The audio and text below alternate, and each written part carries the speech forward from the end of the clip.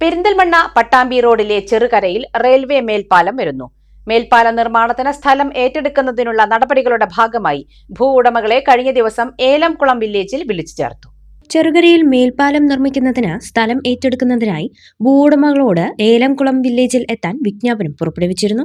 സ്ഥലം ഏറ്റെടുക്കുന്നതിനുള്ള നടപടികളുടെ ഭാഗമായി കഴിഞ്ഞ ദിവസം ഉടമകളെ ഏലംകുളം വില്ലേജ് ഓഫീസിൽ വിളിച്ചു ചേർത്തു. പെരിന്തൽമണ്ണ പട്ടാമ്പി റോഡിലെ ചെറുകരയിൽ റെയിൽവേ ഗേറ്റ് നിലമ്പൂർ ഷൊർണൂർ പാതയിലോടുന്ന ട്രെയിനുകൾക്ക് കടന്നു പോകുന്നതിനായി നിരവധി തവണയാണ് ദിവസവും അടച്ചിരുന്നത്.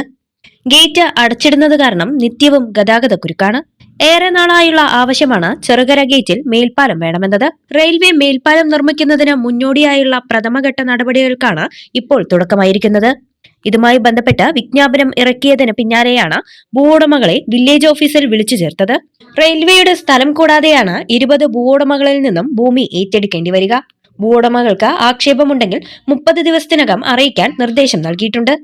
Malappuram land acquisition special tahsildar, Perinthalmanna tahsildar, Elamkulam village officer എന്നിവർക്കാണ് ഭൂമി ഏറ്റെടുക്കൽ ചുമതല. സംസ്ഥാന സർക്കാർ ഭൂമി ഏറ്റെടുത്തു കൊടുത്താൽ മേൽപ്പാലത്തിന്റെ നിർമ്മാണ നടപടികൾ ആരംഭിക്കാനാവും.